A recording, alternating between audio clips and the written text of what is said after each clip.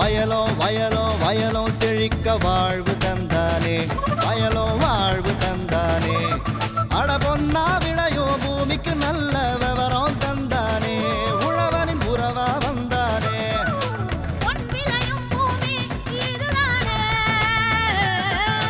வயலோ வயலோ வயலோ செழிக்க வாழ்வு தந்தானே, வயலோ வாழ்வு தந்தானே. அட பொன்னா விளையோ பூமிக்கு நல்ல விவரம் தந்தானே, உழவனின் உறவா வந்தானே. தந்தன தந்தன தன தந்தானே, மண்ணளம் பொங்கிட துணை வந்தானே. தந்தன தந்தன தன தந்தானே, மண்ணளம் பொங்கிட துணை வந்தானே. வணக்கம் வேளாண் பெருமக்களே, இன்றைய பொன் விளையும் பூமி நிகழ்ச்சியில் முதலில் வருவது வேளாண் செய்திகள், வேளாண் சந்தை நிலவரம், வேளாண் வானிலை. தொடரும் வேளாண் தொழில்நுட்ப பகுதியில் பஞ்சகவ்யா தயாரிப்பு முறை குறித்து ஊட்டி விஜயநகரம் தோட்டக்கலை ஆராய்ச்சி நிலைய பேராசிரியர் முனைவர் என் செல்வராஜ் அவர்கள் தரும் விளக்கத்தினை காணலாம். இனி வருவது வேளாண் செய்திகள். வணக்கம். வேளாண் செய்திகள். முதலில் வருவது மாத்தி யோசிச்சேங்க. முந்திரியில் அடர் நடவு முறை மற்றும் மேம்படுத்தப்பட்ட தொழில்நுட்பங்கள் மூலம் பயன்பெற்ற கடலூர் மாவட்டம் வேகக்கொள்ளை வேளாண்மையாளர் கே ராஜமேகன் தரும் செய்தி. வேளாண் ஆலோசனை நேரத்தில் முட்டைக்கோஸ் சாகுபடி குறிப்புகள் பற்றி ஊட்டி விஜயநகரம் தோட்டக்கலை ஆராய்ச்சி நிலைய உதவி பேராசிரியர் முனைவர் ஏ சங்கரி தரும் ஆலோசனைகள். தொடர்ந்து வேளாண் சந்தையில் வேளாண் ஒழுங்குமுறை விற்பனை கூடங்களில் வேளாண் விளைபொருட்களின் விலை நிலவரம். திருநெல்வேலி மாவட்டம் பாளையங்கோட்டை உழவர் சந்தையில் காய்கறிகளின் இன்றைய விலை நிலவரம். வேளாண் வானிலையில் வடகிழக்கு மண்டல மாவட்டங்களுக்கான சராசரி வானிலை அறிவிப்பு, உழவர் மற்றும் மீனவர்களுக்கான வானிலை முன்னறிவிப்பு. விரிவான செய்திகள். மாத்தி யோசிச்சேங்க. விருதாசலம் வேளாண் அறிவியல் நிலையம் அடர் நடவு முறை சாகுபடி தொழில்நுட்பங்களை வேளாண்மையாளர்களுக்கு வழங்கி வருகின்றது. அடர் நடவு சாகுபடி முறை வேளாண் பொருட்களின் மகசூலை அதிகரிக்க செய்கின்றது. முந்திரியில் அடர் நடவு முறை மற்றும் மேம்படுத்தப்பட்ட தொழில்நுட்பங்கள் மூலம் பயன்பெற்ற கடலூர் மாவட்டம் வேகக்கொள்ளை வேளாண்மையாளர் கே ராஜமேகன் அவர்கள் நம்மிடம் கூற கேட்டபோது,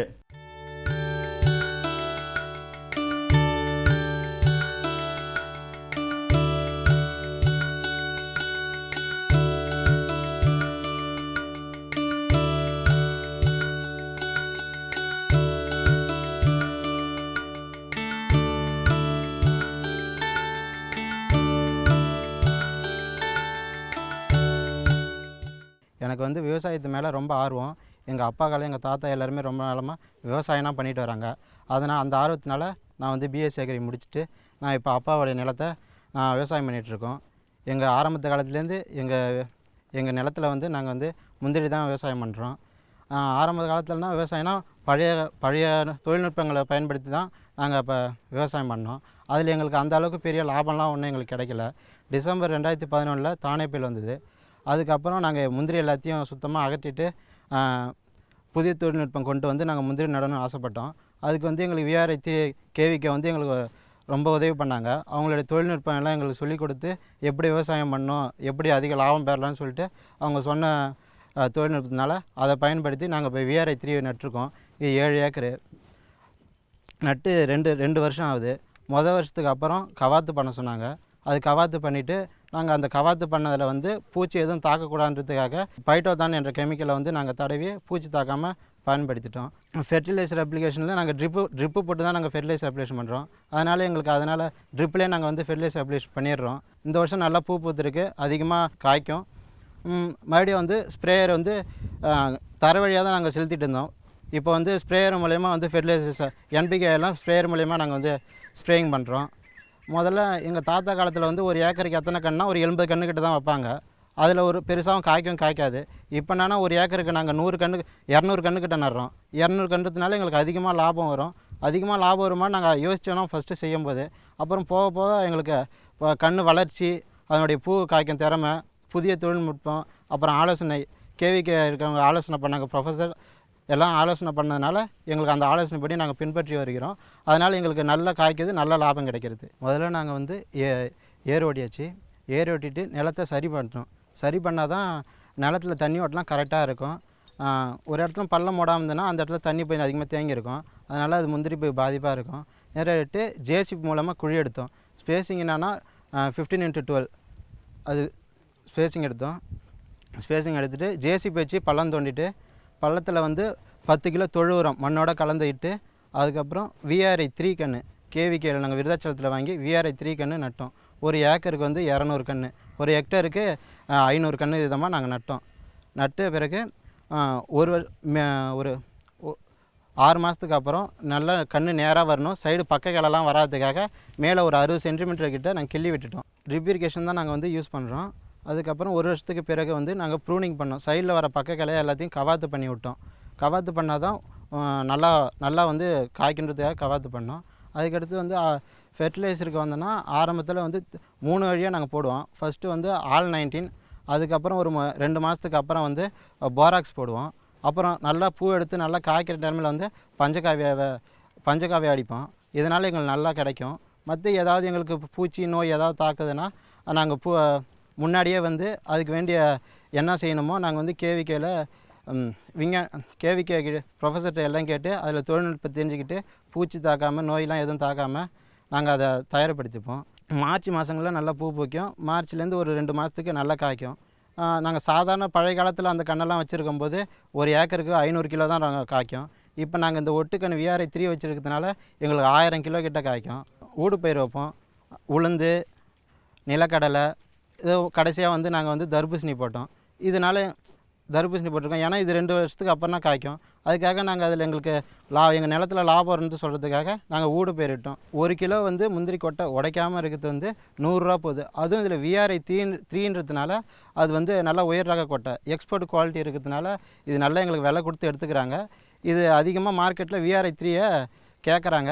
அதனால எங்களுக்கு அது மூலியம் நல்லா லாபம் கிடைக்குது. விற்கிறது எங்களுக்கு ஈஸியாக இருக்கிறது. மேலும் விவரங்கள் பெற வேளாண்மையாளர் கே ராஜமேகன் அவர்களை 09597623935 என்ற கைபேசி எண்ணில் தொடர்பு கொள்ளலாம். இனி வருவது வேளாண் ஆலோசனை நேரம்.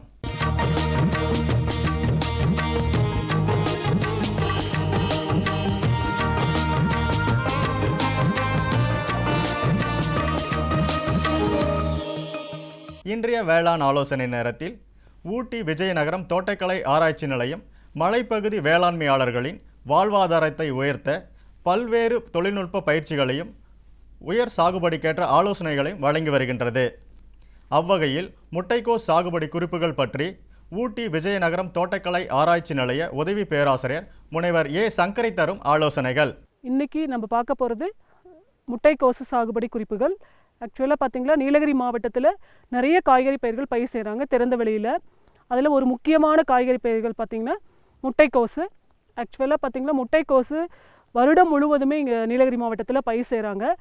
நீர்போகம், கடைபோகம், கார்போகம் அப்படின்னு சொல்லக்கூடிய 3 பருவங்களிலுமே இதை பயிர் செய்யலாம்.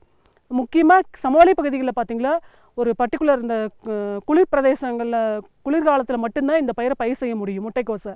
ஆனால் இங்கே அப்படி கிடையாது. அப்படி இங்கே வருடம் முழுவதுமே பயிர் செய்யலாம்.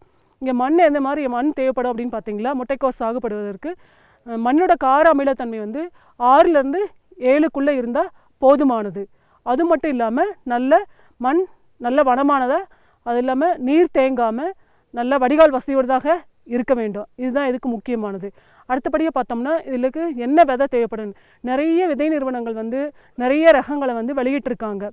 அதில் வந்து பார்த்திங்களா முக்கியமான எங்களுடைய ஆராய்ச்சி நிறுவனத்துலேருந்து பார்த்திங்களா வெளியிட்ட ரகங்கள் பார்த்திங்கன்னா golden acre, pride of India, drumhead, அந்த மாதிரி ரகங்கள்லாம் இருக்குது. விவசாயிகள் வந்து நிறைய வந்து தனியார் நிறுவனங்களுடைய விதைகளை தான் வாங்கி பயன்படுத்துகிறாங்க.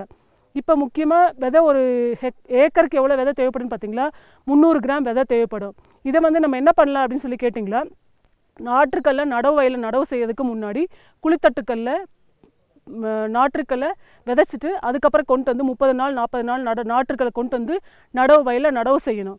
இப்போ வந்து குளித்தட்டு நாற்றுக்கள் உற்பத்தி முறை வந்து எல்லா இடங்களிலுமே நல்ல பிரபலமாயிட்டு வருது. இதே மாதிரி எல்லா அயல்நாட்டு காய்கறிகளுமே கூட நம்ம குளித்தட்டு நாற்றுக்களையே பயன்படுத்தலாம். 40 நாட்கள் ஆன நாற்றுக்களை கொண்டு வந்து நடவு வயலில் நடவு செய்யணும். அதுக்கு முன்னாடி நம்ம 2-3 தடவை வந்து நிலத்தை உழுதுடணும். கடைசி உழவின் போது என்ன பண்ணணும்னு கேட்டிங்களா, ஒரு 20 டன் தொழு உரம் வந்து அப்ளை பண்ணிவிட்டு அதுக்கப்புறமேல் இது மட்டும் இல்லாமல் கூடவே 5 டன் ஒரு ஹெக்டேருக்கு மண்புழு உரமும் சேர்த்து நம்ம நடவு வயலில் இட வேண்டும். அப்போது தான் மண் வந்து நல்ல வளமானதாக இருக்கும். இதில் இது மட்டும் இல்லாமல் கடைசி அடி உரமாக வந்து பார்த்திங்களா ஒரு 200 கிலோ தலைச்சத்து, 100 கிலோ மணிச்சத்து, 200 கிலோ சாம்பல் சத்து 3ஐயும் கலந்து அடி உரமாக பயன்படுத்தணும். முட்டைக்கோஸில் பொதுவாக நடவு முறையில் இடைவெளி எவ்வளோன்னு கேட்டிங்கன்னா 60 சென்டிமீட்டர்லேருந்து 40 சென்டிமீட்டர். ஆக்சுவலாக செடிக்கு செடி 60 சென்டிமீட்டரும் வரிசைக்கு வரிசை 60 சென்டிமீட்டர் இடைவெளியில் நம்ம பயிர் செய்யணும். ஆக்சுவலாக இது ஒரு 100 நாள் பயிர் ஆகும். நம்ம 100 நாட்கள் ஆன பின்னாடி இதை வந்து நம்ம கிழங்கு அறுவடை செய்யணும். இல்லை முக்கியமாக இதில் நம்ம என்ன ஒன்று முக்கியமாக பார்க்கணும் அப்படின்னு சொல்லி பார்த்தீங்கன்னா, முட்டைக்கோஸில் இல்லை நிறைய நுண்ணூட்ட சத்து குறைபாடுகள் தோன்றும். இதனால் முட்டைக்கோஸில் பூ நல்ல தரம் இல்லாமல் ஆயிடும். அதனால் சரியான முறையில் நம்ம உரம் வைக்கும்போதே நுண்ணூட்டங்களும் சேர்த்து அடித்தோம்னா பூ நல்லாயிருக்கும். பூ சரியான முறையில் நம்ம எப்படி அறுவடை பண்ணணும் அப்படின்னு சொல்லி கேட்டிங்களா, பூ செடியினோட அடிப்பகுதியில் பார்த்திங்கன்னா உள்ள இலைகள் பார்த்திங்களா ரொம்ப கரடு மோடாக இருக்கும். அது மட்டும் இல்லை, பூவோட அளவும் வச்சு மீடியம் சைஸாக இருக்கிற நடுத்தரமான உள்ள அளவுள்ள பூவாக எடுத்து நம்ம அறுவடை செய்து சந்தைக்கு அனுப்பினோம்னா நம்ம அதிக அளவில் வருமானம் பெறலாம். இல்லை முக்கியமாக வரக்கூடிய ஒரு முக்கியமான வினையியல் குறைபாடுகள் அப்படின்னு பார்த்தீங்களா, ஸ்பிளிட்டிங் ஆஃப் ஹெட்ஸ் அப்படின்னு சொல்லுவாங்க. அப்படின்னா பூக்களில் வெடிப்புகள் தோன்றும். இது எதனால் வருது அப்படின்னு சொல்லி கேட்டிங்களா, வறட்சியாக இருக்கிறதுனால நம்ம திடீர்னு தண்ணி நம்ம வறட்சியாக இருக்கிற வயலில் தண்ணீர் கட்டும்போது பூக்கள் வெடிக்கிறதுக்கு வாய்ப்பு இருக்குது. அது மட்டும் இல்லாமல் அதிகப்படியான தலைச்சத்துக்கள் அளிக்கிறதுனாலையும் இந்த வெடிப்புகள் வர்றதுக்கு. இதெல்லாம் நம்ம சரியான முறையில் பயன்படுத்தினோம்னா நம்ம ஒரு ஹெக்டேருக்கு பார்த்திங்களா 50 டன்லேருந்து 100 டன் முடிய பார்த்திங்கன்னா கண்டிப்பாக மகசூல் பெறலாம். ஏன்னா விவசாயிகள் இந்த தொழில்நுட்பத்தை பயன்படுத்தி அதிக வருமானம் பெற கேட்டுக்கொள்ளப்படுகிறார்கள். மேலும் விவரங்கள் பெற முனைவர் ஏ சங்கரி அவர்களை 0424244217 என்ற தொலைபேசி எண்ணில் தொடர்பு கொள்ளலாம். விளம்பர இடைவேளைக்கு பின் வேளாண் செய்திகள் தொடரும். சரிங்க. இவ்ளோ நேரம் சிரிச்சு யார்கிட்ட பேசிட்டு இருந்தீங்க? விவசாயிகள் கால் சென்டர் நிபுணர்கிட்ட பயிர்கள் பத்தின யோசனை கேட்டுட்டு இருந்தேன். காலையில சரி, மதியானம் கூடவா? விவசாயிகள் கால் சென்டர் காலையில 6 மணில இருந்து ராத்திரி 10 மணி வரை திறந்திருக்கும். ஞாயிற்றுக்கிழமை கூடவா? ஆமா, வருஷத்துல 365 நாளும் திறந்திருக்கும். விவசாயம் சம்பந்தப்பட்ட பிரச்சனைகளுக்கு தங்கள் மொழியில் உடனே தீர்வு பெற இந்தியாவில் எங்கிருந்தும் எந்த போன் மூலமும் தேசிய ஹெல்ப்லைன் நம்பர் 1800-180-1551 தொடர்பு கொள்ளவும். இனி வருவது வேளாண் சந்தை.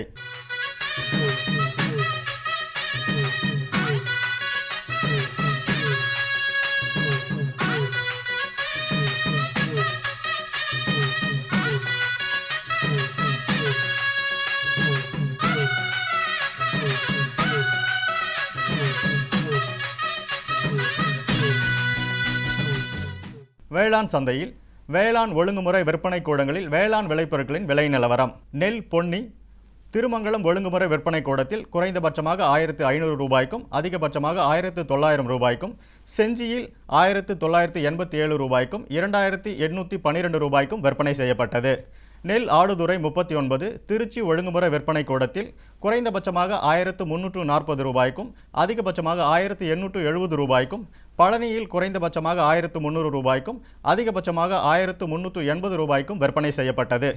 நெல் இதர ரகம் அவலூர்பேட்டை ஒழுங்குமுறை விற்பனை கூடத்தில் குறைந்தபட்சமாக 1200 ரூபாய்க்கும் அதிகபட்சமாக 2615 ரூபாய்க்கும், மணலூர்பேட்டையில் குறைந்தபட்சமாக 1025 ரூபாய்க்கும் அதிகபட்சமாக 1305 ரூபாய்க்கும் விற்பனை செய்யப்பட்டது.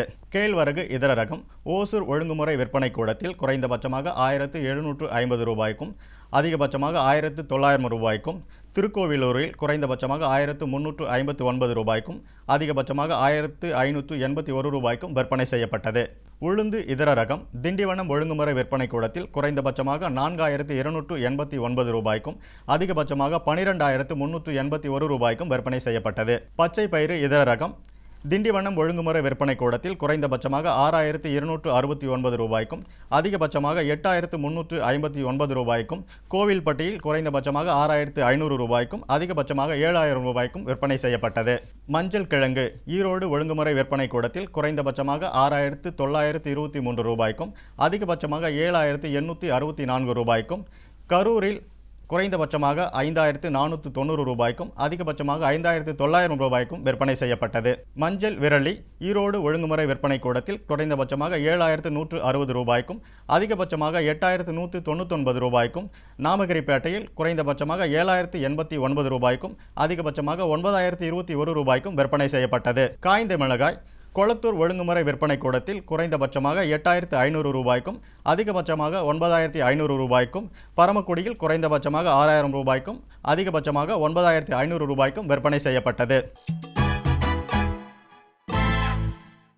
திருநெல்வேலி மாவட்டம் பாளையங்கோட்டை உழவர் சந்தையில் காய்கறிகளின் இன்றைய விலை நிலவரம். கத்திரிக்காய் 1 கிலோ 24 ரூபாய்க்கும், வெண்டைக்காய் 1 கிலோ 18 ரூபாய்க்கும், அவரைக்காய் 1 கிலோ 50 ரூபாய்க்கும், சின்ன வெங்காயம் 1 கிலோ 40 ரூபாய்க்கும், பெரிய வெங்காயம் 1 கிலோ 46 ரூபாய்க்கும், பச்சை மிளகாய் 1 கிலோ 24 ரூபாய்க்கும், தக்காளி 1 கிலோ 30 ரூபாய்க்கும், கருவேப்பிலை 1 கிலோ 20 ரூபாய்க்கும், கொத்தமல்லி 1 கிலோ 30 ரூபாய்க்கும், புதினா 1 கிலோ 24 ரூபாய்க்கும் விற்பனை செய்யப்பட்டது. இனி வருவது வேளாண் வானிலை.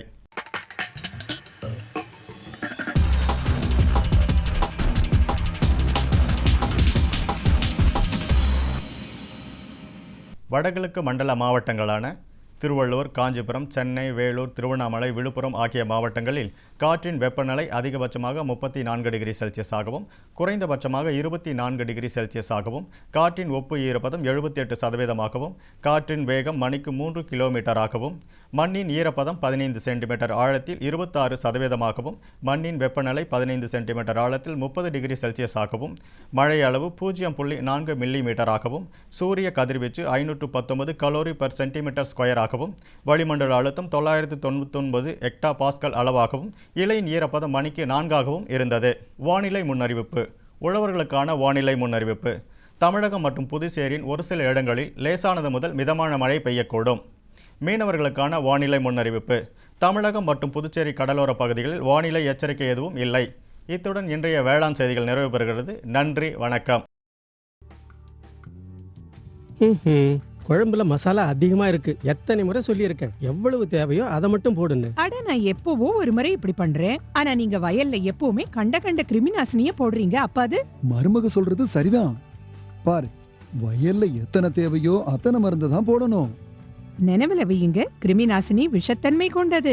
டப்பாவுல எழுதப்பட்டிருக்கும் அளவுல தான் மருந்த போடணும். முதலில் பேரோமோன் ட்ராப், லைட் ட்ராப், உதவும் கிருமிகள், உயிரி கிருமிநாசினி ஆகியவற்றை பயன்படுத்த வேண்டும். அவசியம் ஏற்பட்டால் மட்டுமே ரசாயன கிருமிநாசினியை பயன்படுத்த வேண்டும். தெளிப்பை காலை, மாலை, கையுறை, மாஸ்க் மற்றும் உடலை முழுவதும் மூடும் உடை அணிந்து செய்யுங்கள். காற்றின் திசையில் தெளிக்கும் போது பின்னால் செல்லவும். மருந்தின் டப்பா தெளிக்கும் கருவியை பாதுகாப்பான இடத்தில் வையுங்கள். இப்ப கொஞ்சம் புரிஞ்சுதா? புரிஞ்சுக்கிட்டேன் ராணி. இனிமே தப்பு பண்ண மாட்டேன். மருமக உனக்கு தண்ணி காட்டிட்டா இல்ல. நமது பொதிகையில் வியாழந்தோறும் பிற்பகல் 12:05 முதல் 1 மணி வரை வேளாண் களம் நேரலை நிகழ்ச்சி.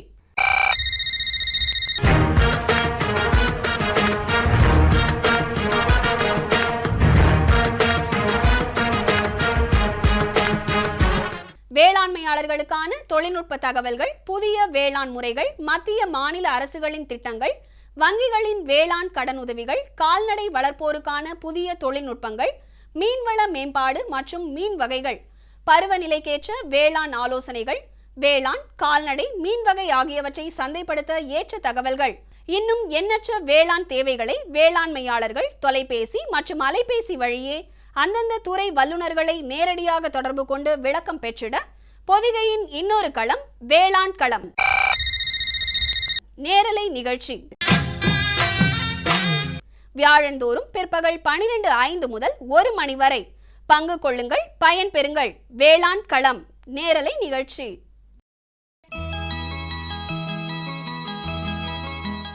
வேளாண் பொருட்களின் அங்கக வளர்ச்சியூக்கியாக பஞ்சகவ்யா விளங்குகின்றது. மாட்டு சாணம், பால், தயிர், நெய், கோமியம் போன்ற 5 பொருட்கள், இளநீர், வாழைப்பழம் போன்ற உற்பத்தி ஊக்கிகளின் துணையோடு பஞ்சகவ்யா தயாரிக்கப்படுகின்றது. அந்த வகையில் இன்றைய வேளாண் தொழில்நுட்ப பகுதியில் பஞ்சகவ்யா தயாரிப்பு முறை குறித்து ஊட்டி விஜயநகரம் தோட்டக்கலை ஆராய்ச்சி நிலைய பேராசிரியர் முனைவர் என் செல்வராஜ் அவர்கள் தரும் விளக்கத்தினை காணலாம்.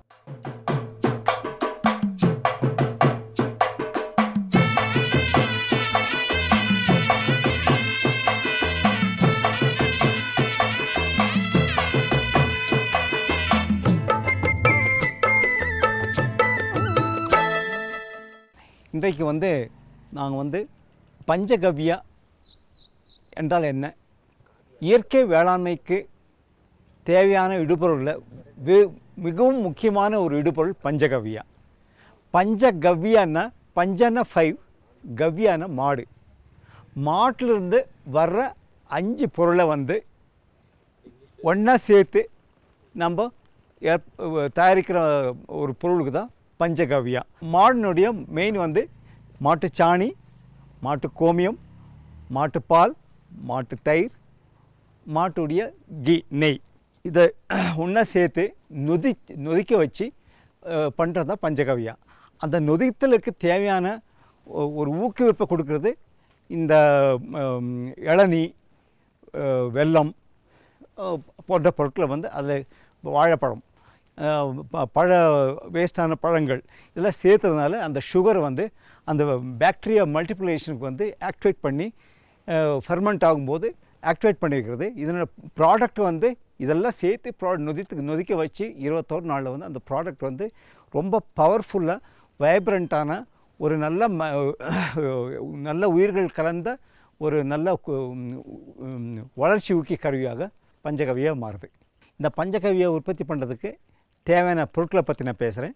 50 கிலோ பச்சை சாணம், 50 லிட்ரு மாட்டு கோமியம், பால் ஒரு 21 லிட்ரு, தயிர் ஒரு 14 லிட்ரு,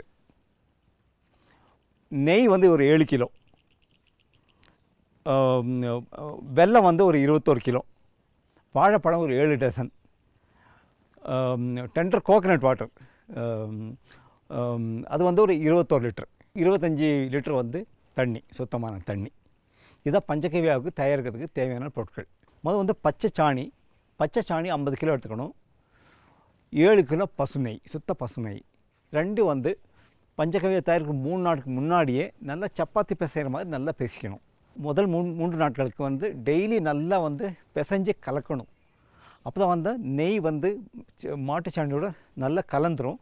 அப்புறம் வந்து மிதக்காது. 3 நாட்கள் கழித்த பின்னாடி பால் 21 லிட்டர், தயிர் 14 லிட்டரு,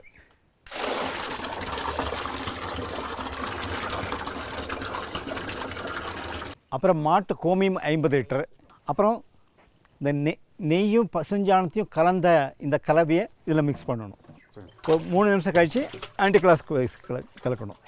கலக்கும் பொழுது இடது பக்கத்துலேருந்து ஒரு ரவுண்டாக இடம் பலமாகவும், அப்புறம் 3 நிமிடம் வலது பக்கத்துலேருந்து இடம் பலமாகவும் சுற்ற வேண்டும்.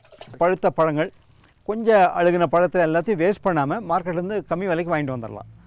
அந்த அழுகின பழங்களை வந்து நல்லா பஞ்சாமிர்தம் மாதிரி நல்லா பிழியணும். நல்லா கையில் நல்லா பிழிஞ்சு, இந்த வாழைப்பழம் கிடைக்கலன்னா மார்க்கெட்டில் என்ன பழம் கிடைச்சாலும், அழுகின பழம், என்ன திராட்சை பழம், கொய்யாப்பழம், ஆப்பிள் பழம், எந்த வேஸ்ட் கெட்டு போகிற பழம் எதாக இருந்தாலும் அதை அப்படியே எடுத்து நல்லா பிசைஞ்சு ஒரு 2 டசன் பழம்னா ஒரு இதில் ஒரு 13 கிலோ 14 கிலோ எவ்வளோ இருந்தால் கூட கொஞ்சம் எச்சா கூட போட்டுக்கலாம். அது வந்து இது நொதித்தலுக்கு ரொம்ப உணவாக பயன்படுது பாக்டீரியாவுக்கு வந்து. முதல்ல வந்து நெய்யும் மாட்டுச்சாணியும் நல்லா பிசைஞ்சிருக்கு. அப்புறம் 3 நாள் கழித்து பால், தயிர், அப்புறம் மாட்டு கோமியம்,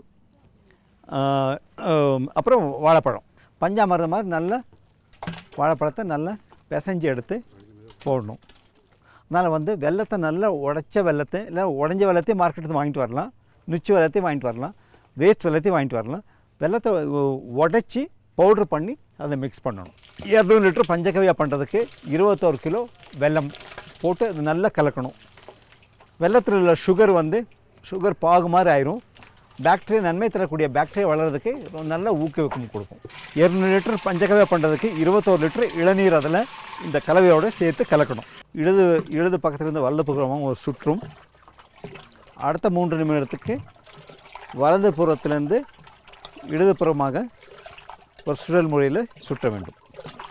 இதில் ஒரு முக்கியமான பொருள் வந்து தண்ணீர், சுத்தமான தண்ணீர். அதுவும் 200 லிட்டர் பஞ்சகவ்யா உற்பத்தி பண்ணுறதுக்கு 21 லிட்டர் 25 லிட்டர் தண்ணீர் அதில் கலக்கணும், சேர்த்து கலக்கணும்.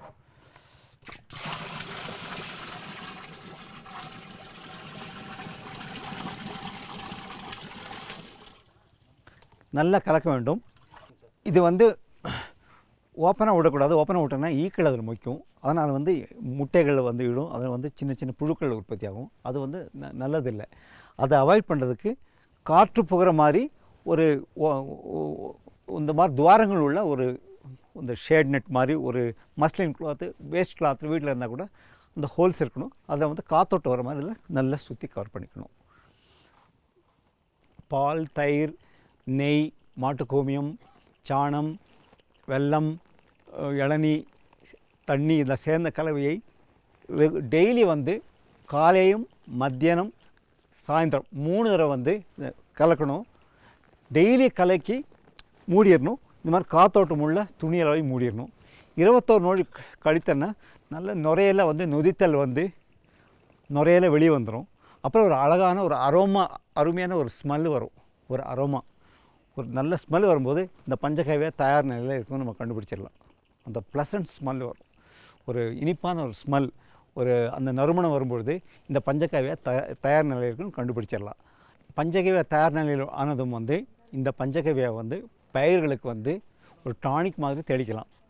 இந்த மாதிரி தெளிக்கும்பொழுது ஒரு 10 லிட்டர் தண்ணீரில் 300 மில்லி பஞ்சகாவியா நல்லா கலந்து தெளிக்கும் பொழுது பயிர் வந்து நல்ல துரிதமாக வளர்ந்து பயிரின் மகசூல் 20லேருந்து 25% மகசூல் அதிகரித்த கண்கூட பார்க்கலாம். நெல்லிலிருந்து தேயிலையிலிருந்து எல்லா பயிருக்கும் இதை தெளிக்கலாம். 1 லிட்டர் பஞ்சகவியா 1:40% தண்ணி ஒன்று போட்டோன்னா ஒரு 40 தண்ணி இருக்கணும். குறைஞ்சபட்சம் 1/4 லிட்டரில் 1/4 லிட்டர் பஞ்சகவியா 10 லிட்டர் தண்ணியில் கலந்து தெளிச்சுன்னா ஒரு 4 முறை தெளிக்கலாம். தெளிக்கும் போது ஒரு 3லேருந்து 4 தடவை தெளிக்கலாம் பயிர் வளர்ச்சி பருவத்தில். அப்புறம் வந்து நீங்கள் தண்ணி ஓடும்பொழுது தண்ணியிலையும் வாய்க்காலையும் இது விட்டுடலாம். இந்த மாதிரி பல வித மெத்தட்லையும் இது ட்ரிப் இரிகேஷனில் இது ஃபில்டர் பண்ணிவிட்டு ட்ரிப் இரிகேஷனில் போடலாம். ஃபில்டர் பண்ணிவிட்டு அந்த மாதிரி பல விதத்தில் இது பண்ண விதை நேர்த்தி பண்ணலாம். கிழங்குல உருளைக்கிழங்குல அதை மிக்ஸ் பண்ணி போடும்போது மகசூல் அதிகரிக்குது. வறட்சியை தாங்கக்கூடியது நெய் இருக்கும்பொழுது இந்த நெய் வந்து அந்த இலைகள் அப்படியே மேலே படர்ந்ததுனால இந்த ஆவி ஆகுறது, டிரான்ஸ்பரேஷன் லாஸ் அரெஸ்ட் பண்ணுது. இது வந்து ரொம்ப வறட்சி காலத்தில் ஒரு 4 தடவை ஸ்ப்ரே பண்ணுறேன்னா வறட்சியை தாங்கக்கூடிய சக்தி பயிர் கிடைக்குது. மேலும் விவரம் பெற முனைவர் என் செல்வராஜ் அவர்களை 042324241710 என்ற தொலைபேசி எண்ணில் தொடர்பு கொள்ளலாம்.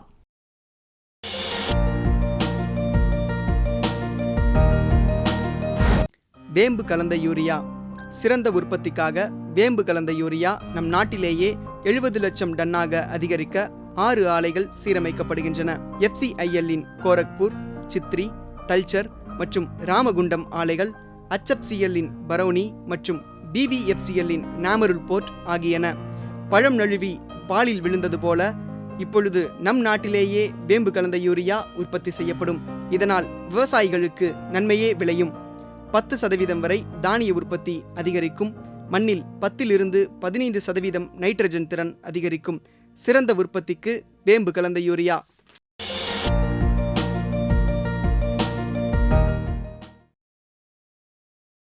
பதினைந்து 10/2015 வியாழக்கிழமை அன்று பொன் விளையும் பூமி நிகழ்ச்சியில் மாத்தி யோசிச்சீங்க. நிலக்கடலை விதை உற்பத்தியில் வெற்றி பெற்ற கடலூர் மாவட்டம் கருப்பன்சாவடி கிராம வேளாண்மையாளர் VK குமரகுரு தரும் செய்தி. வேளாண் ஆலோசனை நேரம். கோயம்புத்தூர் தமிழ்நாடு வேளாண் பல்கலைக்கழகம் வழங்கும் வேளாண் மண்டலங்களுக்கான வேளாண் அறிவுரை. வேளாண் தொழில்நுட்ப பகுதியில் கடலூர் மாவட்டம் விருத்தாச்சலம் மண்டல ஆராய்ச்சி நிலைய பணிகள் குறித்து இந்நிலைய பேராசிரியர் மற்றும் தலைவர் முனைவர் MS அனிசா ராணி அவர்கள் தரும் விளக்கம் ஆகியன இடம்பெறும்.